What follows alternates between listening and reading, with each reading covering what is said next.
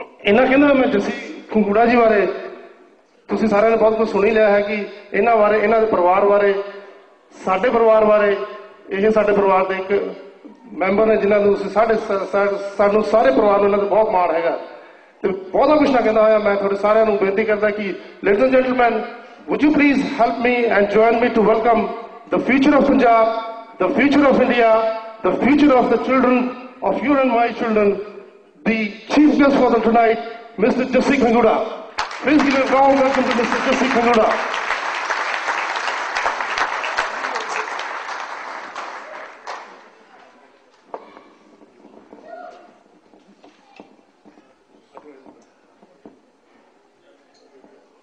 ਅੱਜ ਦੇ ਮੌਕੇ ਤੇ ਪਹੁੰਚੇ ਹੋਏ ਵੱਡੇ ਵੀਰ Sukh Dhaliwal ji member of parliament, honourable Gurbakhsh Singh Malli ji member of parliament, honourable Navdeep Singh Bains ji member of parliament, honourable Harinder Takhar ji member of parliament, doctor Kuldeep Kular ji, ਭੈਣ ਜੀ Ruby Dhalla ji member of parliament, Mrs Amrit Mangat ji member of parliament, councillor Vicky Dhillon ji, मेरे नाल पंजाब तो आए हुए सरदार नार सिंह गिल जी, लाहौरी राम जी, होर सारे इत्थे इकट्ठे होए बजुर्गों भरावो बीबीओ भैनों नौजवान साथियों, वाहिगुरू जी का खालसा वाहिगुरू जी की फतेह।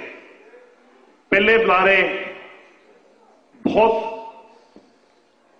ख्याल पेश करके गए ने, मेरे बाबत कुछ लफ्ज बोल के गए ने। ये जिहड़ी गड्डी रुड़ी आ, जिवें सारे लीडर इत्थे बैठे ने, इन्हां दी गड्डी रुड़ी आ, किसी नूं नहीं पता भी ये गड्डी रुकनी कित्थे आ। लेकिन भरावो अज इत्थे पहुंच के हॉल भरिया होया देख के दिल मेरा इन्ना खुश होया, मैं तां पछताउणा भी इलैक्शन जितण तो बाद 20 महीने क्यों लाए, मैनू तो इत्थे 2 महीने बाद होना चाहिए सी। मैनू पता ऐतवार का दिन समा बहुत हो गया, कमां कारां च आपां सारे उलझे हुए हैं, लेकिन फिर भी मैं तुहाडे सारिआं दी बेनती करदा भी जे 15-20 मिनट का मौका दे दो, इदों ज़्यादा मैं लऊंगा नहीं, क्योंकि तुहानूं भी पता बुलारे नूं उन्ना चिर स्वाद नहीं आउंदा जिन्ना चिर कोई समा मिल ना जाए। 15-20 मिनट दो, इदों ज़्यादा मैं नहीं लाऊंगा। पहले लीडर ने बहुत गल्लां कीतियां, सारियां गल्लां दा मैं जवाब नहीं दे सकता, बहुत सारे ख्याल पेश किए, सारे ख्यालों का मैं जवाब दे नहीं सकता। एक डॉक्यूमेंट मैं भेजा सी, भुपिंदर जी ने इत्थे प्रिंट करा के शायद सर्कुलेट किया होवे, ਉਹਦੇ ਤੇ ਇੱਕ टाइटल लिखिया, माफी मंगदा भी ਇਹਦਾ ਪੰਜਾਬੀ ਦਾ ट्रांसलेशन सब तो होया नहींगा, अगली बारी आवांगे तो ਪੰਜਾਬੀ ਦਾ ट्रांसलेशन भी लैके आवांगे। ਉਹਦਾ टाइटल मैं लिखिया एक्सैलरेटिंग चेंज इन पंजाब। ਪੰਜਾਬੀ ਦਾ जो ट्रांसलेशन की आ भी पंजाब ਦੇ ਵਿੱਚ जो रस्ता पंजाब ने फड़िया होया, ਉਹ रस्ता ਆਪਾਂ ਮੋੜਨਾ ਤੇ पंजाब ਨੂੰ सही रस्ते पाउणा। ਹੁਣ ਗੱਲ ਇਹ ਤੁਸੀਂ ਸੋਚਦੇ ਹੋਵੋਗੇ भी ਇਹ ਤਾਂ ਕੱਲ ਦਾ ਜਵਾਕ ਆ, ਇਹ ਤਾਂ ਹੁਣ ਸਿਆਸਤ 'ਚ ਆਇਆ, पार्टी यदि राज नहीं कर रही, इन्हें चेंज की लगे होना। सोच रहे होंगे थोड़ा सवाल बिल्कुल जायज आ, ਉਹਦਾ मैं जवाब दूंगा। भरावो जी पंजाब की सियासत आ, वो किहदे सहारे ते चलदी आ? कदे गलत भुलेखे च ना बैठे हो भी MLA की सहारे ते चलदी आ।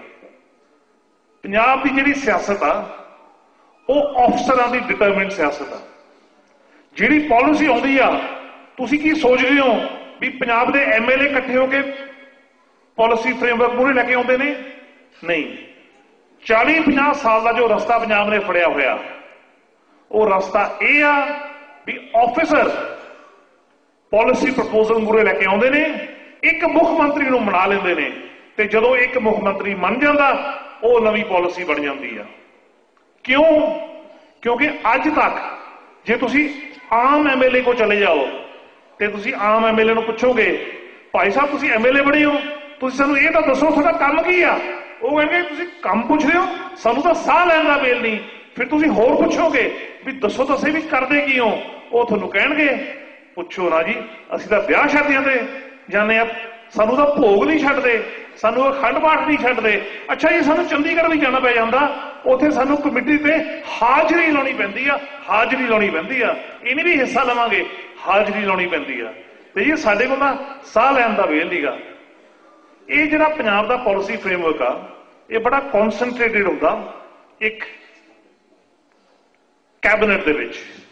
भावें कैबिनेट दे 18 बंदे होण, मैंबर होणगे, उन्हां जिहड़े फैसले करदे ने वो आम तौर ते एक मुख मंत्री हुंदा ते मुख मंत्री दे नाल 2-3 हुंदे ने। मैं भी उस तरह का MLA बन सकदा सीगा, जे मैं ऐश करनी हुंदी आ मैं भी झूठ बोल सकदा। अच्छा जी, मैं चलिया चंडीगढ़ बीबी भट्टल जी नूं मिलण, जां कैप्टन अमरिंदर साहब नूं मिलण चलिया पटियाले, जां डुल्लो साहब नूं मिलण चलिया, जां KP जी नूं मिलण चलिया। झूठ चाट बोल के मैं भी टाइम पास कर सकदा, जां मैं कह सकदा भी मैं दिल्ली चलिया जी, सोनिया गांधी जी नूं मिलण चलिया ते दिल्ली पंजाब भवन च कमरा लैके चाह चू पी के मैं भी वापस आ सकदा। लेकिन मैं कहा नहीं भी जे लंदन 40 साल रह के बोरिया बिस्तरा चक के पक्के पैरी फैसला किया भी अपने देश के धरती से पहुंचना, जिहड़े सूबे च मैं जम्मिया उत्थे मैं पहुंचना, फिर मैं ये असूल नहीं लैके चलिया। मैं असूल लैके चलिया भी जे मैं काम करना MLA बन के मैं होर तरीके नाल काम करूं, तां ये जिहड़ा डॉक्यूमेंट आ इहदा टाइटल रखिया एक्सेलरेटिंग चेंज इन पंजाब। तुसीं हो सकदा मेरे बयान कदे अखबारां च पढ़े होण, अजकल तां दुनिया बड़ी छोटी हो गई, इंटरनेट पे तकरीबन सब कुछ आ गया। ते मैं आम तौर पर जदों मैं बयान दिना, मैं कदे ये नहीं कहता ये DSP माड़ा, इहदी बदली करो, जां तहसीलदार ने पैसे ले आ ते इहदी इंक्वायरी करो। ये है बड़ी छोटिया छोटिया गल्लां, ये गल्लां जे करदियां इहदे बाबत तुहानूं बयान देण दी लोड़ नहीं, जां बिना मतलब तो 6 MLA इकट्ठे हो जाण ते कहण कि जब उत्थे जाके धरना लाइए जी क्योंकि सरकार ने इत्थे आ काम कीता ते आ काम कीता, धरनिਆਂ ਦੀ भी लोड़ आ। लेकिन सब तो ज्यादा लोड़ हैगी है सही पॉलिसी दी, क्योंकि जिन्ना चिर पॉलिसी आपां मूहरे सही नहीं लैके आउंदे फिर सरकार सूबे दा हल किवें करूगी। जदों भी मैं बयान दिना पॉलिसी बेस बयान दिना, लिखण दी मैनूं आदत हैगी आ। बादल साहब नूं मैं आम तौर पर महीने 1-2 चिट्ठियां जरूर लिखदा, बादल साहब के जवाब भी आ जाते हैं। ये ना सोचो बादल साहब नहीं पढ़ते, फाड़ के सिर दिंदे ने, बादल साहब के जवाब भी आ जाते हैं ते बादल साहब कुछ मेरिया सुजैशनां इंप्लीमेंट भी करते हैं। हुणे तुसीं शायद अखबार पढ़िया होवे, सरकार ने जिन्ने भी पंजाब के हाउसिंग प्रोजेक्ट आ उन्हां चों 5% हिस्सा प्राइवेट डिवेलपर तो मंगया भी ये जिहड़े लो इनकम ग्रुप्स ने ते जिहड़े सब तो गरीब ने ये असीं उन्हां लई रखांगे। ये चिट्ठी बादल साहब ने 15 महीने पहला लिखी सी ते बादल साहब ने जवाब दिता सी, काका जी थोड़ी सोच बड़ी चंगी आ, मैं अफसरां नूं थोड़ी चिट्ठी फॉरवर्ड करती ते कोशिश करांगे भी ये ख्याल दे नाल कोई कानून फ्रेमवर्क होवे। सरकार नूं जरूर 15 महीने लगे लेकिन उन्होंने इंप्लीमेंट करता। मैं जदों फैसला किया सीगा भी इंडिया च MLA बनना, उदों ये नहीं पता सीगा भी इलैक्शन जितांगे हारांगे, लेकिन मैं ये जरूर सोचता सीगा मुकंदपुरी साहब तो चंगे जानते हैं, इन्होंने तो सानूं 2002 का साथ दिंदे ने। मैं ये फैसला किया सीगा भी MLA बन के सारे मसले तो मैं हल कर नहीं सकता, दुनिया च कोई ताकत नहीं जिहड़े सारे मसले हल कर सकूगी। मैं सोचा सीगा भी मेन 3 फॉर्म में काम करूंगा। एक मैं एजुकेशन, एक मैं एजुकेशन हल्का किला रैपुर दे विच डट के मदद करूंगा। एक भी जिहड़ी हल्के गरीबी आ, भावें कई लोग कह दिंदे ने जी लुधियाने की गरीबी आ, गरीबी का तुसीं हुशियारपुर जाके देखो, गरीबी तुसीं रोपड़ जाके देख लो, जिहड़े लुधियाने के पिंड ने उन्हां च भी बहुत ज्यादा गरीबी हैगी आ। एक मैं मत के गया सीगा भी जिहड़ी NRIs नाल धक्के हुंदे ने, जस्टिस फॉर NRIs लई मैं जरूर लड़ूंगा।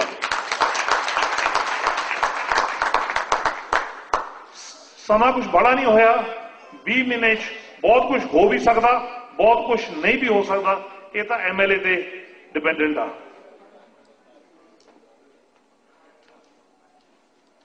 गरीबी की आप गल कर लें, सरकार नूं बहुत चिर हो गया जद दी आज़ादी मिली आ, हर एक सरकार आउंदी आ सेंटर दे विच जां सूबे दे विच, हर एक सरकार कहंदी आ भी असी गरीबी नूं टैकल करांगे। कई बारी तां गलती नाल कह दिंदे आ भी गरीबी खत्म करांगे, खास करके जदों वोटां लैणियां हुंदियां। फिर मैं सोचिया, मैं कहा भी गरीबी खत्म किवें करांगे, गरीबी घटावांगे किवें, बेरोजगारी किवें घटावांगे। सो 2-3 काम असीं कीते ने। एक तां तुहानूं पता भी आपां सियासत च आउण तों पहिलां होटल बनाया सी। यही तो मैं सुखबीर जी नूं कहना मुड़ के, सुखबीर जी तुसीं गलती कीती, मैं होटल बनाया सियासत च आउण तों पहिलां ते तुसीं बनाया होटल सियासत च आउण तों बाद।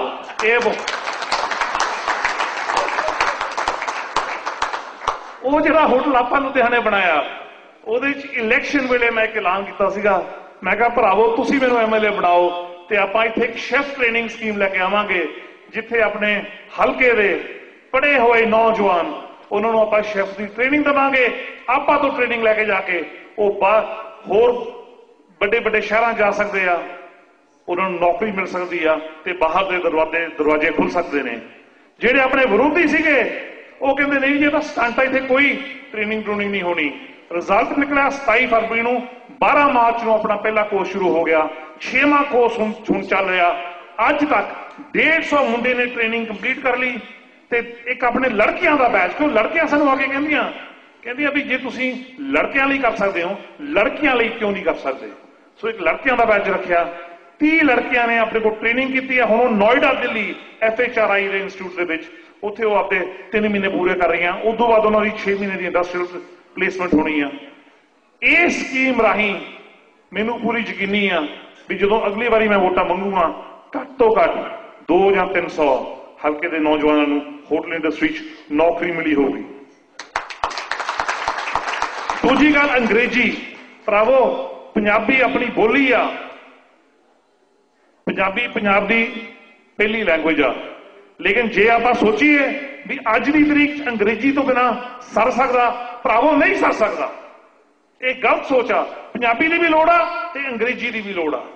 नारंगवाल कॉलेज जिहड़ा कॉलेज बंद हो रहा सीगा, जिथे 2007 फरवरी तकरीबन 1.5 साल दी नौकरियां तनख्वाह नहीं दित्तियां गईयां सीगियां, बड़े सारे बिल होर उत्थे इकट्ठे हुए सीगे। खंगुड़ा परिवार ने डट के उस कॉलेज की मदद की ते चोणां तो बाद आपां उत्थे अंग्रेजी दी क्लासां शुरू कीतियां, बाहरों वॉलंटियर टीचर लैके जाके अंग्रेजी दी क्लासां उत्थे लवाइयां। एक आपां ऐलान कीता सीगा भी खंगूड़ा परिवार का साथ दो ते आपां एक डेयरी प्रोजेक्ट इत्थे लेके आवांगे। ते विरोधी की कहते सीगे कोई डेयरी डूरी प्रोजेक्ट नहीं इत्थे आउणा, क्योंकि मैं जदों इलैक्शन वेले, देखो इलैक्शन तां आपां 2 ही लड़ियां, मैं तुहानूं ये तां कह नहीं सकदा भी 20 साल दे चले आए हैं 30 साल दे चले आए हैं। मेरा एक्सपीरियंस इंडिया च हजे भी नवां ही आ। जदों मेरे मदर 2002 च इलैक्शन लड़े सीगे, उदों मैं ऑर्गेनाइजर सीगा, उदों कैंपेन कोआर्डिनेटर सीगा, बीबी जी कैंपेन करते सी, सरदार जी कैंपेन करते सीगे ते मैं आम तौर पर दफ्तर च बैठा कोआर्डिनेट कर रहा हुंदा सीगा। उदों मैनूं मौका नहीं मिलिया सीगा। लेकिन इस बारी जदों आप दी इलैक्शन मैं लड़दा सीगा, पिंडां दे विच गए ते बेड़ियां च गए ते मैं देखदा सीगा भी एक छोटा जिहा कमरा 20 फुट बाय 15 फुट मसां ही उस घर दे विच एक जानवर बनिया हुंदा सीगा, एक चूल्हा हुंदा सी, गुसलखाना ते एक कमरा जिहदे च 5 उस परिवार के मैंबर सारदे हुंदे सी। दिल बड़ा औखा होया, दुख बड़ा। ते मैं उदों मत लिया सीगा भी जे आपां गरीबी घटाउणी आ तां आपां नूं उत्थों शुरू करना चाहिदा जिहड़े सब तो गरीब लोग ने। ते मैं उस वेले निशाना ये रखिया सीगा भी MLA बन के पहले नंबर ते इन्हां दी मदद करनी आ। मैं काफी बाहर रहिंदा होया भी डिवेलपमेंट इकोनॉमिक्स बाबत पढ़दा हुंदा सीगा भी गरीबी किवें घटा सकदे आ। भी पैसा जिहड़ा हैगा, पैसा तो हमेशा जिन्होंने अंग्रेजी कही फाइनाइट आ, भी पैसे की रकम बनी हुंदी है, उन्होंने कई बार आपां वधा नहीं सकते हुंदे। भी आपां पैसे तो वध वैल्यू किवें लै के दे सकते हैं गरीब जनता लई। ते मैं ये पढ़िया सीगा भी पैसे देण नालों जे तुसीं आमदन का साधन पैदा करके दोगे उहदे च तुहानूं ज़्यादा रिटर्न आऊगा। तां करके मैं प्रोजेक्ट इहो जिहा सोचिया जिहदे नाल आपां 168 करोड़ रुपए का प्रोजेक्ट ला रहे हैं। काम बड़े तेजी नाल शुरू आ, काम शुरू होए नूं तकरीबन 6 महीने शुरू हो गए। आपने पिंड च मैं एक बड़ी डेयरी ला रहा, ਉਹਦੇ ਨਾਲ ਇੱਕ ਜੈਨੇਟਿਕ ਬਰੀਡਿੰਗ ਸਟੇਸ਼ਨ ਦੀ ਜਿਹੜੀ ਨਸਲ ਆਪਣੇ ਡੇਰੀ ਐਨੀਮਲਸ ਦੀ ਨਸਲ ਗਾਂ ਦੀ ਨਸਲ ਹੋਲਸਟਾਈਨ ਫਰੀਜ਼ਨ ਗਾਇਆਂ ਦੀ ਨਸਲ ਆਪਾਂ ਡਿਵੈਲਪ ਕਰਾਂਗੇ। 40 ਪਿੰਡਾਂ ਦੇ ਵਿੱਚ ਆਪਾਂ ਇਨਫਰਾਸਟ੍ਰਕਚਰ ਪੈਦਾ ਕਰ ਰਹੇ ਹਾਂ ਜਿੱਥੇ ਗਰੀਬ ਘਰ ਦੀਆਂ ਭੈਣਾਂ ਤੇ ਗਰੀਬ ਘਰ ਦੀਆਂ ਬੀਬੀਆਂ ਜਿਨ੍ਹਾਂ ਕੋਲ ਅੱਜ ਘਰ ਚਲਾਉਣ ਜੋਗੇ ਪੈਸੇ ਨਹੀਂ ਹੁੰਦੇ, ਜਿਨ੍ਹਾਂ ਦੇ ਆਦਮੀ ਨੂੰ ਜ਼ਰੂਰ ਨੌਕਰੀ ਮਿਲਦੀ ਆ, ਕਿਉਂਕਿ ਤੁਹਾਨੂੰ ਪਤਾ ਵੀ ਪੰਜਾਬ ਇਹੋ ਜਿਹਾ ਸੂਬਾ ਜੇ ਬੰਦਾ ਚਾਹੇ ਕੰਮ ਦੀ ਕੋਈ ਘਾਟ ਨਹੀਂ ਗੀ, ਦਿਹਾੜੀ ਸਾਰਿਆਂ ਨੂੰ ਮਿਲਦੀ ਆ। ਲੇਕਿਨ ਦਿਹਾੜੀ ਕਿਹੜੀ ਮਿਲਦੀ ਆ ਰਾਹੁਲ ਰਾਮ ਜੀ, ਜਿਹਦੇ ਨਾਲ ਮਹੀਨੇ 'ਚ ਤਕਰੀਬਨ 3,500 ਜਾਂ 4,000 ਰੁਪਏ ਦੀ ਆਮਦਨ ਆਉਂਦੀ ਆ। ਅਫਸੋਸ ਦੀ ਗੱਲ ਇਹ ਆ ਵੀ ਉਹ 3,500 ਤੇ 4,000 ਰੁਪਏ ਕਮਾ ਕੇ ਘਰੇ ਕਿੰਨੇ ਲੈ ਕੇ ਜਾਂਦੇ ਨੇ? ਨਸ਼ਾ ਪੱਤਾ ਕਰਕੇ ਘਰੇ ਸਿਰਫ 1,200 ਤੋਂ 1,500 ਰੁਪਏ ਤੱਕ ਪਹੁੰਚਾਉਂਦੇ ਨੇ, ਤੇ ਉਹ ਗਰੀਬ ਬੀਬੀ ਤੇ ਗਰੀਬ ਭੈਣ ਉਹਨੂੰ ਸਾਰਾ ਘਰ ਇੱਕ ਮਹੀਨੇ 'ਚ 1,500 ਰੁਪਏ ਚਲਾਉਣਾ ਪੈਂਦਾ। ਤੇ ਜਦੋਂ ਮੈਂ ਇਹ ਸੁਣਿਆ ਦਿਲ ਬੜਾ ਦੁੱਖ ਹੋਇਆ ਤੇ ਮੈਂ ਉਦੋਂ ਫੈਸਲਾ ਕੀਤਾ, ਮੈਂ ਕਿਹਾ ਵੀ ਇਹਨਾਂ ਦੀ ਮਦਦ ਕਰਨੀ ਆ ਤੇ ਉਹ ਗਰੀਬ ਭੈਣਾਂ ਤੇ ਉਹ ਗਰੀਬ ਬੀਬੀਆਂ ਲਈ ਆਪਾਂ ਡੇਰੀ ਇਨਫਰਾਸਟ੍ਰਕਚਰ 40 ਪਿੰਡਾਂ 'ਚ ਲਾ ਰਹੇ ਆ, ਜਿਹਦਾ ਖਰਚ ਤਕਰੀਬਨ ਇੱਕ ਪਿੰਡ ਦਾ 2 ਕਰੋੜ ਰੁਪਏ ਆ ਰਿਹਾ। ਤੇ ਉਸ ਇਨਫਰਾਸਟ੍ਰਕਚਰ ਦੇ ਵਿੱਚ 80 ਪਰਿਵਾਰਾਂ ਦੇ ਜਾਨਵਰ ਉੱਥੇ ਬਣੇ ਹੋਣਗੇ।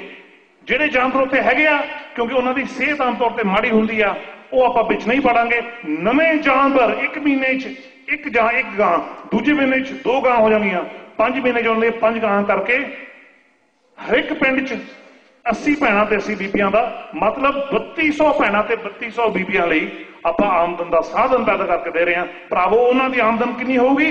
1000 ਰੁਪਇਆ ਨਹੀਂ ਹੋਊਗੀ ਮਹੀਨੇ ਦੀ, 2 ਨਹੀਂ ਹੋਊਗੀ, ਘੱਟ ਤੋਂ ਘੱਟ 5000 ਰੁਪਇਆ ਉਹਨਾਂ ਦੀ ਆਮਦਨ ਹੋਊਗੀ ਮਹੀਨੇ ਦੀ। ਹਜ਼ਾਰ ਜ਼ਿਮੀਂਦਾਰਾਂ ਤੋਂ ਆਪਾਂ ਕਮਿਊਨਿਟੀ ਪਾਰਟਨਰਸ਼ਿਪ ਕਰ ਰਹੇ ਹਾਂ ਕਿਉਂਕਿ ਉਹਨਾਂ ਨੇ ਆਪਾਂ ਨੂੰ ਫੋਡਰ ਪੱਠੇ ਸਪਲਾਈ ਕਰਨੇ ਆ। ਜਿੱਥੇ ਅੱਜ ਉਹ ਕਣਕ ਤੇ ਝੋਨਾ ਬੀਜਦੇ ਨੇ, ਕਣਕ ਤੇ ਝੋਨਾ ਦੇ ਥਾਂ ਉਹ ਪੱਠੇ ਬੀਜਣਗੇ ਤੇ ਪੱਠਿਆਂ ਦੀ ਕਮਾਈ ਕਣਕ ਤੇ ਝੋਨੇ ਨਾਲੋਂ ਜ਼ਿਆਦਾ ਹੋਊਗੀ। ਪਾਣੀ ਬਚੂਗਾ ਤੇ ਬਿਜਲੀ ਬਚੂਗੀ, ਜਿਹਨੂੰ ਆਪਾਂ ਕਹਿੰਦੇ ਆ ਇਨਵਾਇਰਨਮੈਂਟਲ ਫ੍ਰੈਂਡਲੀ ਫਾਰਮਿੰਗ ਹੋਊਗੀ। ਤੇ ਜਿਹੜੇ ਅੱਜ ਆਪਾਂ ਢੇਰ ਤੇ ਢੇਰੋਂ ਤੇ ਫਰਟੀਲਾਈਜ਼ਰ ਪਾਈ ਜਾਂਦੇ ਆ, ਇਹ ਜਿਹੜੇ ਪੱਠੇ ਦੇ ਕ੍ਰੌਪ ਆ, ਫੋਡਰ ਦੇ ਕ੍ਰੌਪਸ ਆ, ਇਹ ਨਾਈਟ੍ਰੋਜਨ ਸੋਇਲ ਫਿਕਸ ਕਰਦੇ ਆ। ਜਿਹੜੀ ਪੰਜਾਬ ਦੀ ਧਰਤੀ ਚੂਸੀ ਗਈ, ਜਿਸ ਕੋਈ ਖੁਰਾਕ ਰਹਿ ਨਹੀਂ ਗਈ, ਜਦੋਂ ਆਪਾਂ ਉੱਥੇ ਪੱਠੇ ਲਾਵਾਂਗੇ ਪੰਜਾਬ ਦੀ ਧਰਤੀ ਵੀ ਤਕੜੀ ਹੋਊਗੀ। ਹੁਣ ਭਰਾਵੋ ਇਹ ਹੈਗਾ ਇੱਕ ਸੂਬਾ, ਤੇ ਜੇ ਆਪਾਂ ਇਹ 40 ਪਿੰਡਾਂ 'ਚ ਕਰ ਸਕਦੇ ਆ, ਆਪਾਂ 400 ਪਿੰਡ 'ਚ ਕਿਉਂ ਨਹੀਂ ਕਰ ਸਕਦੇ? ਤੇ ਜੇ ਆਪਾਂ 400 ਪਿੰਡ 'ਚ ਕਰ ਸਕਦੇ ਆ, ਆਪਾਂ 4000 ਪਿੰਡ 'ਚ ਕਿਉਂ ਨਹੀਂ ਕਰ ਸਕਦੇ? ਆਮ ਤੌਰ ਤੇ ਐਮਐਲਏ ਝੂਠ ਬੋਲ ਕੇ ਵੋਟ ਲੈ ਲੈਂਦੇ ਨੇ ਤੇ ਜਦੋਂ ਜਿੱਤ ਜਾਂਦੇ ਨੇ ਤੇ ਚੰਡੀਗੜ੍ਹ ਜਾ ਕੇ ਬੈਠ ਜਾਂਦੇ ਨੇ, ਉਹ ਭੁੱਲ ਜਾਂਦੇ ਨੇ। ਖੰਗੂੜਾ ਪਰਿਵਾਰ ਭੁੱਲਿਆ ਨਹੀਂ, ਜਾ ਕੇ ਜਦੋਂ ਵੀ ਤੁਹਾਨੂੰ ਮੌਕਾ ਮਿਲਿਆ ਜਾਣ ਦਾ, ਇੰਡੀਆ ਜਾਣ ਦਾ, ਜੇ ਤੁਸੀਂ ਤੁਹਾਡਾ ਪਿੰਡ ਹਲਕਾ ਕਿਲਾ ਕੁਝ ਨਹੀਂ ਵੀ ਹੈਗਾ, ਤੁਸੀਂ ਮੈਨੂੰ ਆ ਕੇ ਮਿਲੋ, ਹਲਕੇ ਜਾਓ ਤੇ ਤੁਸੀਂ ਲੋਕਾਂ ਨੂੰ ਪੁੱਛੋ ਵੀ ਵਾਅਦੇ ਕੀਤੇ ਪੂਰੇ ਕੀਤੇ ਕਿ ਨਹੀਂ ਕੀਤੇ, ਉਹ ਤੁਹਾਨੂੰ ਆਪ ਜਵਾਬ ਦੇਣਗੇ। ਹੁਣ ਆਪਾਂ ਗੱਲ ਕਰੀਏ ਐਨਆਰਆਈਜ਼ ਦੀ। ਬੁਲਾਰਿਆਂ ਨੇ ਬਹੁਤ ਗੱਲਾਂ ਕੀਤੀਆਂ,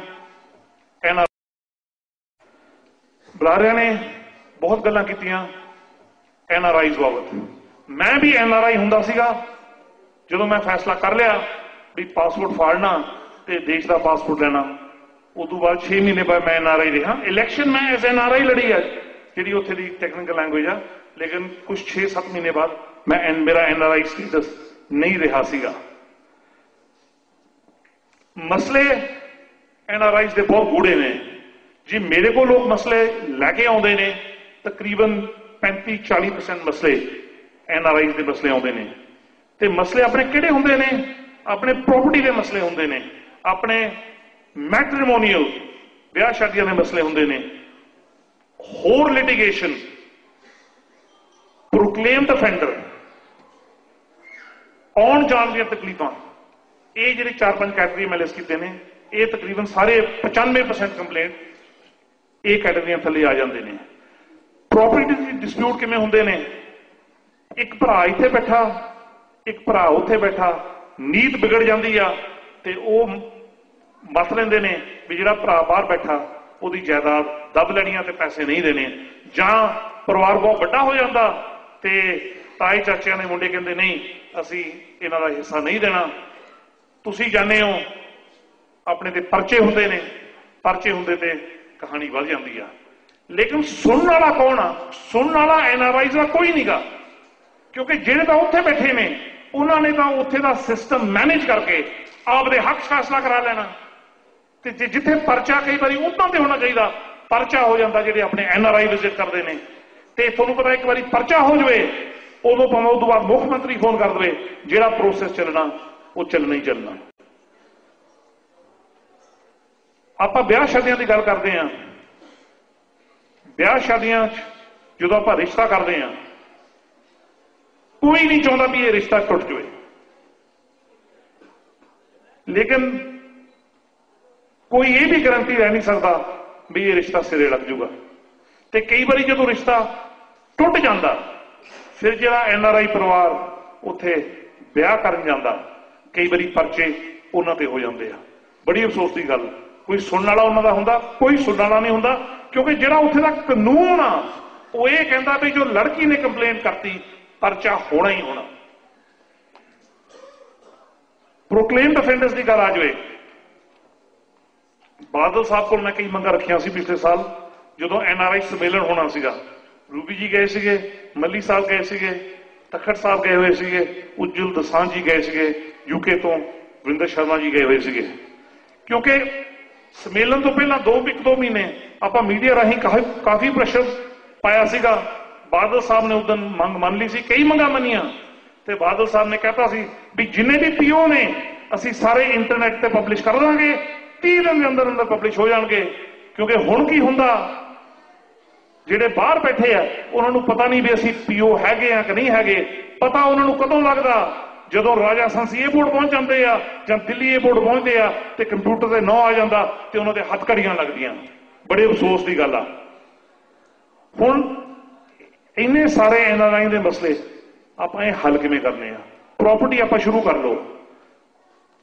ਪ੍ਰਾਪਰਟੀ ਦਾ ਜਿੱਥੇ ਵੀ ਪ੍ਰਾਪਰਟੀ ਦਾ ਡਿਸਪਿਊਟ ਇਹ ਆ, ਪੰਜਾਬ ਸਰਕਾਰ ਨੂੰ ਇਹ ਮੰਨਣਾ ਚਾਹੀਦਾ ਵੀ ਜਿੰਨੀ ਸੁਣਾਈ ਹੁੰਦੀ ਆ ਲੋਕਲ ਪਾਰਟੀ ਦੀ, ਉਨੀ ਸੁਣਾਈ ਹੋਣੀ ਚਾਹੀਦੀ ਹੈ ਜਿਹੜੇ ਬਾਹਰ ਬੈਠੇ ਆ। ਇੱਕ ਪੈਨਲ ਇਹੋ ਜਿਹਾ ਬਣਨਾ ਚਾਹੀਦਾ, ਬੈਲੈਂਸ ਪੈਨਲ ਹੋਵੇ, ਜਿਹੜਾ ਸਾਰਿਆਂ ਦੀ ਗੱਲਬਾਤ ਸੁਣ ਕੇ ਭਾਵੇਂ ਤੁਸੀਂ ਉੱਥੇ ਪਹੁੰਚ ਸਕੋ, ਭਾਵੇਂ ਤੁਸੀਂ ਉੱਥੇ ਨਾ ਪਹੁੰਚ ਸਕੋ, ਲੇਕਿਨ ਜਿੰਨਾ ਚਿਰ ਸਾਰਿਆਂ ਦੀ ਸੁਣਾਈ ਨਹੀਂ ਹੁੰਦੀ ਉੱਥੇ ਪਰਚਾ ਨਾ ਹੋਵੇ। ਲੇਕਿਨ ਹੁੰਦਾ ਕੀ ਆ ਵੀ ਜਿਹੜੇ ਇੰਡੀਆ ਬੈਠੇ ਆ ਉਹ ਕੰਪਲੇਂਟ ਕਰ ਦਿੰਦੇ ਆ, ਕੰਪਲੇਂਟ ਦੇ ਬੇਸਿਸ ਤੇ ਪਰਚਾ ਹੋ ਜਾਂਦਾ। ਤੁਸੀਂ ਬਾਹਰ ਬੈਠੇ ਹੋ, ਕਈ ਵਾਰੀ ਤੁਸੀਂ ਡਰਦੇ ਵਾਪਸ ਜਾਂਦੇ ਨਹੀਂਗੇ। ਬੜੀ ਅਫਸੋਸ ਦੀ ਗੱਲ ਆ। ਪੰਨੂ ਸਾਹਿਬ ਨੇ ਮੌਕਾ ਦਿੱਤਾ, ਪੰਨੂ ਸਾਹਿਬ ਕੋ ਹੁਣੇ ਹੋ ਕੇ ਆਏ ਆ। ਮੈਂ ਕਿਹਾ ਪੰਨੂ ਸਾਹਿਬ ਬੜੇ ਆਪਣੇ ਇੱਥੇ ਲੀਡਰ ਪਿਛਲੇ ਸਾਲ ਗਏ ਸੀਗੇ NRI ਸੰਮੇਲਨ ਤੇ। ਮੈਂ ਕਿਹਾ ਗੱਲ ਹੈ ਵੀ ਜੇ ਸੰਮੇਲਨ ਤਾਂ ਆਉਂਦੇ ਰਹਿੰਦੇ ਆ, ਅਸੀਂ ਵੀ ਕਰਦੇ, ਕਾਂਗਰਸ ਪਾਰਟੀ ਵੀ ਕਰਦੀ ਹੁੰਦੀ ਸੀਗੀ, ਅਕਾਲੀਆਂ ਨੇ ਵੀ ਕਰਨੇ ਆ, ਲੇਕਿਨ ਜਦੋਂ ਪਿਛਲੀ ਕਾਂਗਰਸ ਸਰਕਾਰ ਕਰਦੀ ਸੀਗੀ ਉਦੋਂ ਮੇਰਾ ਸਿਆਸਤ 'ਚ ਇੰਨਾ ਸ਼ੌਕ ਨਹੀਂ ਸੀ, ਹਜੇ ਵੀ ਮੈਂ ਲੰਡਨ ਰਹਿੰਦਾ ਹੁੰਦਾ ਸੀਗਾ। ਬਾਦਲ ਸਾਹਿਬ ਨੇ ਹੁਣ ਦੂਸਰਾ ਸੰਮੇਲਨ ਕਰਨਾ। ਭਰਾਵਾਂ ਤੇ ਭੈਣਾਂ ਦੀ ਮੈਂ ਇਹ ਬੇਨਤੀ ਕਰਦਾ, ਸਰਕਾਰ ਨੇ ਤੁਹਾਨੂੰ ਇਨਵੀਟੇਸ਼ਨ ਦੇਣੀ ਆ, ਇਹ ਤੁਸੀਂ ਆਪਦੇ ਮਨ 'ਚ ਫੈਸਲਾ ਕਰਨਾ ਵੀ ਤੁਸੀਂ ਇਨਵੀਟੇਸ਼ਨ ਐਕਸੈਪਟ ਕਰਨੀ ਕਿ ਨਹੀਂ ਕਰਨੀ। ਲੇਕਿਨ ਇੱਕ ਮੈਂ ਤੁਹਾਨੂੰ ਜ਼ਰੂਰ ਰਿਕੁਐਸਟ ਕਰੂੰਗਾ ਵੀ ਜਿਹੜੇ ਬਾਦਲ ਸਾਹਿਬ ਨੇ ਵਾਅਦੇ ਕੀਤੇ ਸੀਗੇ ਪਿਛਲੇ ਸੰਮੇਲਨ ਤੇ, ਇਨਵੀਟੇਸ਼ਨ ਐਕਸੈਪਟ ਕਰਨ ਤੋਂ ਪਹਿਲਾਂ ਤੁਸੀਂ ਬਾਦਲ ਸਾਹਿਬ ਨੂੰ ਇਹ ਤਾਂ ਪੁੱਛੋ ਵੀ ਬਾਦਲ ਸਾਹਿਬ ਇਹ ਫੈਸਲੇ ਤੁਸੀਂ ਲਾਗੂ ਕੀਤੇ ਕਿ ਨਹੀਂ ਕੀਤੇ। ਕਿਉਂਕਿ ਮੈਂ ਤੁਹਾਨੂੰ ਕਹਿ ਦਿੰਦਾ ਵੀ ਅੱਜ ਦੀ ਤਰੀਕ ਤੱਕ ਬਾਦਲ ਸਾਹਿਬ ਨੇ ਜਿਹੜੀ POs ਦੀ ਲਿਸਟ ਪਬਲਿਸ਼ ਕਰਨੀ ਸੀਗੀ, ਬਾਦਲ ਸਾਹਿਬ ਨੇ PO ਦੀ ਲਿਸਟ ਨਹੀਂ ਪਬਲਿਸ਼ ਕੀਤੀ। ਜਿਹੜੀ 11 ਮੈਂਬਰ ਐਡਵਾਈਜ਼ਰੀ ਕਮੇਟੀ ਕਹਿੰਦੇ ਸੀਗੇ ਉਹ ਕਨਸਟੀਟਿਊਟ ਨਹੀਂ ਕੀਤੀ। ਜਿਹੜੇ ਉਹ ਥਾਣੇ ਕਹਿੰਦੇ ਸੀਗੇ 6 ਥਾਣੇ ਖੋਲਣੇ ਆ, ਉਹ ਭਰਾਵੋ ਥਾਣੇ ਤਾਂ ਖੋਲਦੇ, ਲੇਕਿਨ NRIਆਂ ਨੂੰ ਇਹ ਨਹੀਂ ਪਤਾ ਵੀ ਇਹ ਜਿਹੜੇ ਥਾਣੇ ਆ ਇਹ ਕੰਪਲੇਂਟ ਫਾਈਲ ਕਰਨ ਲਈ ਆ ਕਿ NRIਆਂ ਨੂੰ ਤਾੜਨ ਲਈ ਆ, ਕਿਸੇ ਨੂੰ ਨਹੀਂ ਪਤਾ। ਸੋ ਪੰਨੂ ਸਾਹਿਬ ਇੰਟਰਵਿਊ ਲੈ ਰਹੇ ਸੀਗੇ ਤੇ ਮੈਂ ਕਿਹਾ ਪੰਨੂ ਸਾਹਿਬ ਆ ਧਾਰੀਵਾਲ ਸਾਹਿਬ ਵੀ ਉੱਥੇ ਨਾਲ ਸੀਗੇ। ਮੈਂ ਕਿਹਾ ਧਾਰੀਵਾਲ ਸਾਹਿਬ ਤੇ ਜਿਹੜੇ ਬਾਕੀ ਹੈ ਲੈਜਿਸਲੇਟਰ ਨੇ ਜਿਹੜੇ ਇਸ ਸਾਲ ਸ਼ਾਇਦ ਜਾਣਗੇ, ਇਹਨਾਂ ਨੂੰ ਉੱਥੇ ਜਾ ਕੇ ਕੋਈ ਬਾਦਲ ਸਾਹਿਬ ਨੂੰ ਬਲੈਂਕ ਚਿੱਠ ਨਹੀਂ ਦੇਣੀ ਚਾਹੀਦੀ, ਕੋਈ ਬਲੈਂਕ ਚੈੱਕ ਨਹੀਂ ਦੇਣਾ ਚਾਹੀਦਾ। ਜੇ ਤੁਸੀਂ ਉੱਥੇ ਜਾਓਗੇ ਤੁਸੀਂ NRIਆਂ ਦੇ ਮਸਲਿਆਂ ਦੇ ਉੱਤੇ ਗੱਲ ਕਰੋ, ਮਿੱਠੀਆਂ ਗੱਲਾਂ ਕਰਨ ਦੀ ਕੋਈ ਲੋੜ ਨਹੀਂ। ਜਿਹੜੀਆਂ ਦੁੱਖ ਤਕਲੀਫਾਂ NRI ਆਉਂਦੀਆਂ ਤੁਸੀਂ ਇਹ ਜਾ ਕੇ ਉੱਥੇ ਪੇਸ਼ ਕਰੋ।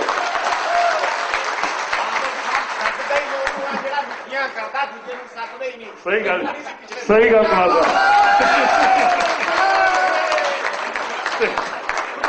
ਤੇ ਪੰਨੂ ਸਾਹਿਬ ਨੇ ਦੱਸਿਆ ਮੈਨੂੰ ਕੀ ਜਵਾਬ ਦਿੱਤਾ।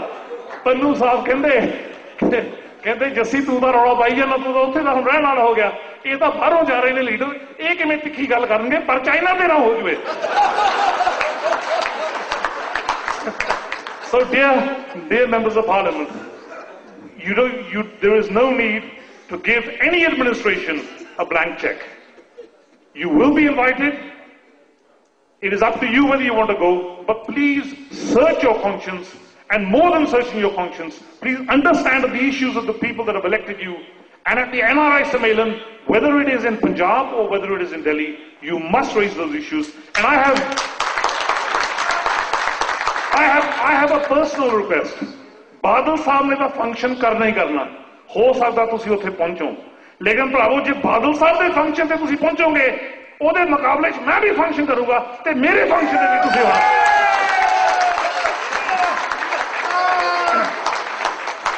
विधान सभा च मैं कोई सवाल लाया सीगा, मैं कहा जी बादल साहब किन्ने पैसे खर्चे तुसी पिछले साल दे NRI सम्मेलन ते?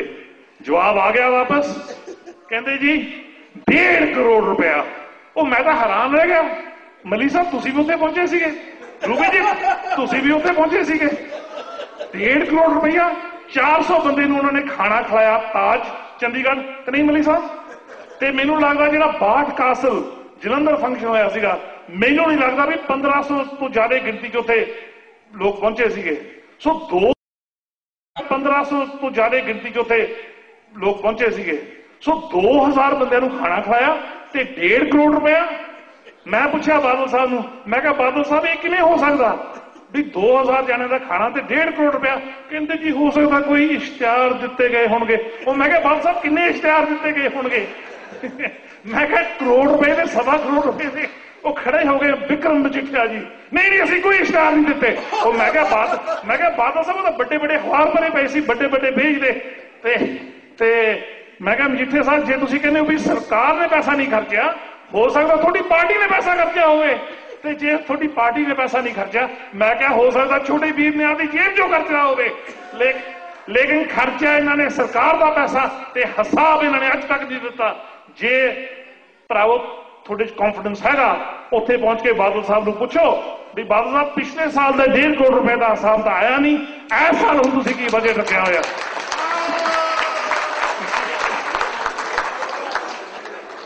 ਭਰਾਵੋ ਗੱਲਾਂ ਤੁਹਾਡੇ ਨਾਲ ਬਹੁਤ ਕਰਨੀਆਂ, ਹੋਰ ਮੈਨੂੰ ਪਤਾ ਸਮਾਂ ਬਹੁਤ ਹੋ ਗਿਆ। ਬੁਲਾ ਰਿਆਂ ਨੇ ਕਿਉਂਕਿ ਮੇਰੇ ਵੈਲਵਿਸ਼ਰ ਨੇ, रूबी जी मेरे वेलविशर ने, सरदार सिंह गिल मेरे वेलविशर ने, सुख धालीवाल जी सारे वेलविशर ने। ते उन्होंने एक लफ्ज लिया भी हो सकता जी पंजाब की लीडरशिप आ भी वो पंजाब की लीडरशिप किसी मौके पर अपना हक बने। भरावो देखो हजे तो आप किया कुछ है नहीं, हजे तो 2 साल हुए आप नौवे साल। बिल्कुल यही गल्लां करनियां नहीं चाहिए, क्योंकि हजे तक तो मैं सिर्फ इलैक्शन जीती आ। इलैक्शन जीतन तो बाद कुछ काम किए ने, ਇਹ ਤਾਂ ਭਰਾਵੋ 20-30 ਸਾਲ ਦੀ ਭਗਤੀ ਕਰਨੀ ਪੈਂਦੀ ਆ ਕਿ ਨਹੀਂ? ਤੂਰ ਸਾਹਿਬ ਦੱਸੋ, ਤੂਰ ਸਾਹਿਬ ਤਾਂ ਪੁਰਾਣੇ ਸਿਆਸਤ ਪੰਜਾਬ ਦੇ ਫੋਲੋ ਕਰਦੇ ਨੇ, ਭੈਣੀ ਸਾਹਿਬ ਦੇ ਬੇਟੇ। ਇਹ ਤਾਂ ਭਰਾਵੋ ਪੁੱਠੇ ਲੰਮ ਕੇ 20-30 ਸਾਲ ਭਗਤੀ ਕਰਨੀ ਪੈਂਦੀ ਆ ਤਾਂ ਤੁਹਾਡਾ ਨੰਬਰ ਆਉਂਦਾ। ਤੇ ਕਈ ਵਾਰੀ ਜਦੋਂ ਤੁਹਾਡਾ ਨੰਬਰ ਆਉਣੋਂ ਲੱਗਦਾ, ਅਖੀਰ ਤੇ ਫਿਰ ਚਿੱਟੀ ਖਿੱਚ ਲੈਂਦੇ ਆ, ਮੈਨੇ ਜੀ ਸਾਨੂੰ ਤੁਹਾਡਾ ਮੂੰਹ ਨਹੀਂ ਚੰਗਾ ਲੱਗਦਾ, ਇਸ ਵਾਰੀ ਅਸੀਂ ਹੁਣ ਕਿਸੇ ਨੂੰ ਥਾਪੀ ਦੇਣੀ ਆ। ਸਿਆਸਤ ਦਾ ਕੁਛ ਨਹੀਂ ਪਤਾ। ਇਹ ਤਾਂ ਜਿਵੇਂ ਕਹਿੰਦੇ ਹੁੰਦੇ ਨਾ banana skin, it is like a banana skin. ਬੰਦਾ ਸੋਚਦਾ ਮੈਂ ਤਰੱਕੀ ਕਰ ਰਿਹਾ, ਬੰਦਾ ਦੌੜਿਆ ਜਾਂਦਾ, ਉਹ ਮੂਹਰੇ ਕਿਸੇ ਨੇ ਕੇਲਾ ਸਿੱਟਿਆ ਹੁੰਦਾ ਤੇ ਬੰਦਾ ਉੱਥੇ ਡਿੱਗ ਪੈਂਦਾ। ਸੋ ਭਰਾਵੋ ਇਹ ਆਪਾਂ ਗਲਤੀ ਕਰਨੀ ਨਹੀਂ, ਲੇਕਿਨ ਤੁਸੀਂ ਇਹ ਮਨ ਚੋਂ ਕੱਢ ਦੋ ਵੀ ਆਪਾਂ ਇੰਡੀਆ ਪੈਸੇ ਬਣਾਉਣ ਗਏ ਆ। ਕਾਰੋਬਾਰ ਮੈਨੂੰ ਜ਼ਰੂਰ ਕਰਨਾ ਪੈਂਦਾ ਤੂਰ ਸਾਹਿਬ, ਕਿਉਂਕਿ ਜੇ ਮੈਂ ਕਾਰੋਬਾਰ ਨਾ ਕਰਾਂ ਤੇ ਫਿਰ ਵੀ ਜਿਹੜੇ ਆਮ MLA ਆ ਮੈਂ ਉਹਨਾਂ ਵਰਗਾ ਬਣ ਜੂਗਾ। ਉਹਨਾਂ ਵਰਗਾ ਮੈਂ ਬਣਨਾ ਚਾਹੁੰਦਾ ਨਹੀਂਗਾ। ਜੇ ਮੈਂ ਉੱਥੇ ਗਿਆ 40 ਸਾਲ ਬਾਅਦ, ਮੈਂ ਦਿਖਾਉਣਾ ਚਾਹੁੰਦਾ ਪੰਜਾਬ ਦੇ MLAs ਨੂੰ, ਪੰਜਾਬ ਦੇ ਮੰਤਰੀਆਂ ਨੂੰ ਤੇ ਪੰਜਾਬ ਦੇ ਸਰਕਾਰਾਂ ਨੂੰ ਵੀ ਜੇ MLA ਕੋਈ ਹੋਰ ਨਵੀਂ ਸੋਚ, ਡਿਵੈਲਪਮੈਂਟ ਸੋਚ ਲੈ ਕੇ ਆਵੇ, ਮਿਹਨਤ ਕਰੇ ਤੇ ਇੱਕ ਹਲਕੇ ਦੇ ਵਿੱਚ ਸੁਧਾਰ ਹੋ ਸਕਦਾ। ਇੱਕ MLA ਸਾਰੇ ਪੰਜਾਬ ਦਾ ਸੁਧਾਰ ਨਹੀਂ ਕਰ ਸਕਦਾ, ਲੇਕਿਨ ਜਿਹੜੇ ਜਿਵੇਂ ਮੇਰੇ 82 ਪਿੰਡ ਆ ਉਹਦੇ ਵਿੱਚ ਮਿਹਨਤੀ MLA ਫਰਕ ਦਿਖਾ ਸਕਦਾ। मैं 2 साल पहला एक वादा किया सी हल्का किला लैपर के लोगों के नाल भी तुसी मैनू बनाओ MLA ते जिहड़ा पेंडू हल्का किला रैपुरा जिहदे विच सिर्फ 82 पिंड ने भी इस हल्के दे विच जिहड़ी पर कैपिटा इनकम आ परसेंटेज वाइज बाकी सारे पंजाब के पेंडू हल्कों नालों मैं ज्यादा बढ़ाऊंगा। ये मेरा तुहाडे नाल वादा रहा। भरावो गल्लां होर बहुत करदियां, कई मैं नोट्स लिखे सीगे ਲੇਕਿਨ ਮੈਨੂੰ ਵੀ ਪਤਾ ਸਮਾਂ ਬਹੁਤ ਹੋ ਗਿਆ, ਐਤਵਾਰ ਦਾ ਦਿਨ ਆ, ਕੰਮਾਂ ਕਾਰਾਂ 'ਚ ਆਪਾਂ ਸਾਰੇ ਉਲਝੇ ਹੋਏ ਆ। ਮੈਂ ਤੁਹਾਡੇ ਸਾਰਿਆਂ ਦਾ ਬਹੁਤ ਬਹੁਤ ਧੰਨਵਾਦ ਕਰਦਾ ਵੀ ਤੁਸੀਂ ਆਪਦਾ ਕੀਮਤੀ ਸਮਾਂ ਕੱਢ ਕੇ ਇੱਥੇ ਪਹੁੰਚੇ ਨੇ। ਮੈਨੂੰ ਕਦੇ ਕਈ ਖਿਆਲ ਆਏ ਨੇ ਸਟੇਜ ਤੇ ਵੀ ਇਸ ਪਿੰਡ ਦਾ ਮਸਲੇ ਦੀ ਗੱਲ ਕਰੋ, ਇਸ ਦੀ ਕਰੋ, ਇਸ ਦੀ ਕਰੋ, ਪਰ ਉਹ ਜਿਹੜੀਆਂ ਗੱਲਾਂ ਕਰਨੀਆਂ ਸੀਗੀਆਂ ਉਹ ਗੱਲਾਂ ਸੀਗੀਆਂ ਵੀ ਧੱਕਾਸ਼ਾਹੀ ਬਹੁਤ ਹੋਈ ਆ। ਹੁਣ ਜੇ ਮੈਂ ਇੱਕ ਪਿੰਡ ਦੀ ਜਿਵੇਂ ਬਟਾਲੀ ਪਿੰਡ ਦੀ ਗੱਲ ਕੀਤੀ ਤੇ ਬਾਕੀ ਪਿੰਡਾਂ ਦੀ ਗੂੜੀ ਗੱਲ ਨਾ ਕੀਤੀ, ਉਹ ਵੀ ਮੇਰੇ ਲਈ ਚੰਗੀ ਗੱਲ ਨਹੀਂ। ਜਿੰਨੇ ਵੀ ਮੇਰੇ 82 ਪਿੰਡਾਂ ਚੋਂ ਸਾਰੇ ਇੱਥੇ ਪਰਿਵਾਰ ਆਏ ਹੋਏ ਨੇ, ਬੜੀ ਮੇਰੇ ਕੋਲ ਖੁੱਲਾ ਟਾਈਮ ਹੈਗਾ, ਮੈਨੂੰ ਕੋਈ ਗੱਲ ਹੀ ਨਹੀਂ ਜਾਣਦੀ। ਜੇ ਤੁਹਾਡੇ ਕੋਲ ਟਾਈਮ ਹੈਗਾ ਤਾਂ ਮੈਨੂੰ ਇੱਥੇ ਮਿਲ ਲਓ, ਨਹੀਂ ਤਾਂ ਆਪਾਂ ਟੈਲੀਫੋਨ ਤੇ ਗੱਲ ਕਰ ਲਾਂਗੇ ਤੇ ਜਦੋਂ ਵੀ ਮੌਕਾ ਮਿਲਿਆ ਤਾਂ ਮੈਂ 3-4 ਦਿਨ ਲਈ ਹੈਗਾ, ਜ਼ਰੂਰ ਮਿਲਾਂਗੇ। ਭਰਾਵੋ, ਪੰਜਾਬ ਹਜੇ ਵੀ ਗਰੀਬ ਸੂਬਾ ਹੈਗਾ। 9 MP ਆਪਣੇ ਇਸ ਵਾਰੀ ਜਿੱਤੇ ਨੇ, ਇਹ ਬਹੁਤ ਤਕੜੀ ਅਚੀਵਮੈਂਟ ਆ। ਜੇ ਆਪਾਂ ਕਹਿ ਦਈਏ ਵੀ ਓਬਾਮਾ ਦਾ USA ਜਿੱਤਣਾ ਬਹੁਤ ਵੱਡੀ ਗੱਲ ਆ, ਇਹ ਜਿਹੜੇ ਆਪਣੇ 9 ਭੈਣ ਤੇ ਭਰਾ ਇਸ ਵਾਰੀ ਜਿੱਤੇ ਨੇ, ਇਹ ਭਰਾਵੋ ਕੋਈ ਛੋਟੀ ਮੋਟੀ ਗੱਲ ਨਹੀਂ ਗੀ। ਤੁਸੀਂ ਉਹ ਕੰਮ ਕਰਕੇ ਦਿਖਾਤਾ ਜਿਹੜਾ ਸਾਤੋਂ ਬਲੈਕ ਦੇ ਵਿੱਚ ਨਹੀਂ ਹੋਇਆ ਸੀਗਾ। ਪੋਲੀਟੀਕਲ ਸੈਟਅਪ ਇੱਥੇ ਫਰਕ ਹੈਗਾ, 3 ਪਾਰਟੀ ਸਿਸਟਮ ਹੈਗਾ, ਫਰਕ ਹੋਰ ਬਥੇਰੇ ਨੇ। ਲੇਕਿਨ ਕਿਉਂਕਿ ਮੈਨੂੰ ਪਤਾ ਸਾਡਾ ਪਹਿਲਾ ਕਾਉਂਸਲਰ 1969 ਚ ਬਣੇ ਸੀਗੇ, ਉਦੋਂ ਬਾਅਦ ਸਾਡੇ MP ਹੁਣ ਬਣਨ ਲੱਗੇ ਨੇ। ਆਬਾਦੀ ਸਾਡੀ ਤੁਹਾਡੇ ਨਾਲ ਦੁੱਗਣੀ ਪੰਜਾਬੀਆਂ ਦੀ, ਲੇਕਿਨ MP ਸਾਡੇ ਤੁਹਾਡੇ ਨਾਲ ਬਹੁਤ ਸਾਰੇ ਘੱਟ। ਇਹ ਤੁਹਾਡੀ ਬਹੁਤ ਵੱਡੀ ਦੇਣ ਹੈ, ਪੰਜਾਬੀ ਕਮਿਊਨਿਟੀ ਦੀ ਬਹੁਤ ਵੱਡੀ ਦੇਣ ਆ, ਤੁਹਾਡੀ ਬਹੁਤ ਵੱਡੀ ਸੋਚ ਆ ਵੀ ਤੁਸੀਂ ਸਿਲੈਕਸ਼ਨ ਪ੍ਰੋਸੈਸ ਰਾਹੀਂ ਵਧੀਆ MP ਸਿਲੈਕਟ ਕੀਤੇ ਤੇ ਫਿਰ ਜਿਤਾਏ। ਸੁਖ ਭਾਜੀ ਕਹਿੰਦੇ ਸੀ ਵੀ ਆਪਾਂ ਵੀ ਕੁਝ ਫੋਰਮ ਹੋਣਾ ਚਾਹੀਦਾ ਇੰਟਰਨੈਸ਼ਨਲ ਪੰਜਾਬੀ MPs ਦਾ। ਮੈਂ ਸਹਿਮਤ ਹਾਂ, ਜ਼ਰੂਰ ਹੋਣਾ ਚਾਹੀਦਾ, ਕਿਉਂਕਿ ਜਿੰਨਾ ਚਿਰ ਇੰਟਰਨੈਸ਼ਨਲ ਕੋਲੈਬੋਰੇਸ਼ਨ ਨਹੀਂ ਹੁੰਦੀ ਆਪਾਂ ਖਿਆਲ ਸ਼ੇਅਰ ਨਹੀਂ ਕਰ ਸਕਦੇ ਮੈਂਬਰਸ ਆਫ ਪਾਰਲੀਮੈਂਟ। ਫਿਰ ਹੋ ਸਕਦਾ ਆਪਾਂ ਆਪਦੀ as member of parliament duty ਪੂਰੀ ਨਹੀਂ ਕਰ ਰਹੇ। ਤੁਸੀਂ ਫੋਰਮ ਫਾਰਮ ਕਰੋ, ਮੈਂਬਰ ਮੈਂ ਬਣ ਨਹੀਂ ਸਕਦਾ ਕਿਉਂਕਿ ਮੈਂ MLA ਹੀ ਹਾਂ, ਲੇਕਿਨ ਸਾਥ ਤੁਹਾਡਾ ਪੂਰਾ ਦੇਵਾਂਗੇ। ਅੰਤ ਵਿੱਚ ਮੈਂ ਥੋੜੇ ਜਿਹੇ ਨੇਮ ਚੈੱਕ ਕਰਨੇ ਆ ਵੀ ਜਿਨ੍ਹਾਂ ਨੇ ਅੱਜ ਦੇ ਫੰਕਸ਼ਨ ਨੂੰ ਬਹੁਤ ਸਕਸੈਸਫੁਲ ਕੀਤਾ। ਇੱਕ ਤਾਂ ਜੀ ਆਪਣੇ ਪ੍ਰਧਾਨ ਸਾਹਿਬ ਇੰਡੀਅਨ ਓਵਰਸੀਜ਼ ਕਾਂਗਰਸ ਦੇ ਕਮਲ ਸਿੰਘ ਜੀ, ਸਿੱਧੂ ਸਾਹਿਬ ਜਿਨ੍ਹਾਂ ਨੇ ਸਟੇਜ ਬਹੁਤ ਵਧੀਆ ਸੰਭਾਲੀ ਆ, ਮੇਰੇ ਵੀਰ ਬਲਬੀਰ ਕੰਗੂੜਾ ਜੀ ਇੰਡੀਅਨ ਓਵਰਸੀਜ਼ ਕਾਂਗਰਸ ਦੇ, ਰੂਬੀ ਜੀ ਦੇ ਅੰਕਲ ਆਏ ਹੋਏ ਨੇ, ਪੌਲ ਢਿੱਲੋਂ ਜੀ, ਆਪਣੇ ਬੀਬੀ ਪੱਠਲ ਜੀ ਦੇ ਸੱਜੀ ਬਾਂਹ ਭਮੀ ਕੋਤੀ ਜੀ, ਭਮੀ ਖੜੇ ਹੋ ਕਰਨ, ਹਾਂ ਜੀ। ਮੁੰਡਾ ਮਿਹਨਤੀ ਆ, ਮੁੰਡਾ ਸਿਆਸਤ ਦੇ ਵਿੱਚ ਤਰੱਕੀ ਕਰੂਗਾ, ਅੱਜ ਮਿਲ ਲਓ ਇਹਨੂੰ। ਪਿੱਛੇ ਲੁਕੇ ਬੈਠੇ ਨੇ ਆਪਣੇ ਮਕਾਮਪੁਰ ਤੋਂ ਭਾਈ ਸਾਹਿਬ ਜੀ, ਭਾਈ ਸਾਹਿਬ ਕਮਿੱਤਰ ਸਿੰਘ ਜੀ, ਉੱਠ ਖੜੋ ਜੀ 1 ਮਿੰਟ। ਇਹਨਾਂ ਨੂੰ ਜੀ USA ਬੈਠਿਆਂ ਨੂੰ, ਕੈਨੇਡਾ ਬੈਠਿਆਂ ਨੂੰ ਹਲਕੇ ਦਾ ਦੁੱਖ ਹੁੰਦਾ ਤੇ ਜਿੰਨੀ ਮਦਦ ਇਹ ਕਰਦੇ ਆ ਬਿਹਾਈਂਡ ਦ ਸੀਨਸ, ਕਈਆਂ ਨੂੰ ਤਾਂ ਇਹ ਹੁੰਦਾ ਨਾ ਵੀ ਜੱਸੀ ਮੈਂ ਆਹ ਕਰਤਾ ਤੇ ਮੈਂ ਆਹ ਕਰਤਾ, ਇਹ ਕਦੇ ਨੰਬਰ ਨਹੀਂ ਬਣਾਉਂਦੇ। ਲੇਕਿਨ he is a dedicated supporter and he works very hard for my success and he works very hard for Khangura ਪਰਿਵਾਰ। ਲੋਕਲ ਮੀਡੀਆ ਦਾ ਮੈਂ ਬਹੁਤ ਧੰਨਵਾਦ ਕਰਦਾ ਕਿਉਂਕਿ ਤੁਸੀਂ ਵੀ ਬੜਾ ਟਾਈਮ ਕੱਢਿਆ। ਇੰਨਾ ਟਾਈਮ ਮੈਨੂੰ ਪਤਾ ਲੱਗਿਆ ਵੀ ਸ਼ਾਇਦ ਗੈਦਰਿੰਗ 6 ਵਜੇ ਤੋਂ ਸ਼ੁਰੂ ਹੋ ਗਈ ਸੀ, 3-4 ਘੰਟੇ ਕੱਢਣੇ, ਉਹ ਵੀ ਐਤਵਾਰ ਵਾਲਾ ਦਿਨ, ਕੋਈ ਛੋਟੀ ਮੋਟੀ ਗੱਲ ਨਹੀਂ। ਮੈਂ ਤੁਹਾਡੇ ਸਾਰਿਆਂ ਦਾ ਧੰਨਵਾਦ ਕਰਦਾ ਤੇ ਤੁਹਾਨੂੰ ਇਨਵਾਈਟ ਵੀ ਕਰਦਾ ਵੀ ਕਦੇ ਇਹ ਨਾ ਹੋਵੇ ਵੀ ਤੁਸੀਂ ਇੰਡੀਆ ਆ ਜਾਓ ਤੇ ਮੈਨੂੰ ਪਤਾ ਨਾ ਲੱਗੇ, ਆਉਣ ਤੋਂ ਪਹਿਲਾਂ ਤੁਸੀਂ ਮੈਨੂੰ ਫੋਨ ਕਰੋ, ਮੈਂ ਤੁਹਾਨੂੰ ਹੋਸਟ ਕਰੂੰਗਾ, ਮੈਂ ਤੁਹਾਨੂੰ ਮਿਲੂੰਗਾ। ਮੇਰੇ ਦਰਵਾਜ਼ੇ ਤੁਹਾਡੇ ਲਈ ਹਮੇਸ਼ਾ ਹੀ ਖੁੱਲੇ। ਤੇ ਭਰਾਵੋ, ਜੇ ਤੁਸੀਂ ਹਲਕਾ ਕਿਲ੍ਹਾ ਰਾਏਪੁਰ ਦੇ ਨਹੀਂਗੇ, ਤੁਸੀਂ ਇਹ ਨਾ ਸੋਚੋ ਵੀ ਜੱਸੀ ਖੰਗੂੜਾ ਕੱਲਾ ਕਿਲ੍ਹਾ ਰਾਏਪੁਰ ਦੇ ਲੋਕਾਂ ਦੀ ਗੱਲ ਸੁਣਦਾ। ਮੈਂ ਸਾਰਿਆਂ ਦੀ ਗੱਲ ਸੁਣਨ ਨੂੰ ਤਿਆਰ ਆ। ਹੋ ਸਕਦਾ ਕਈ ਵਾਰੀ ਜਿਹੜੇ ਕੇਸ ਹੋ ਜਾਂਦੇ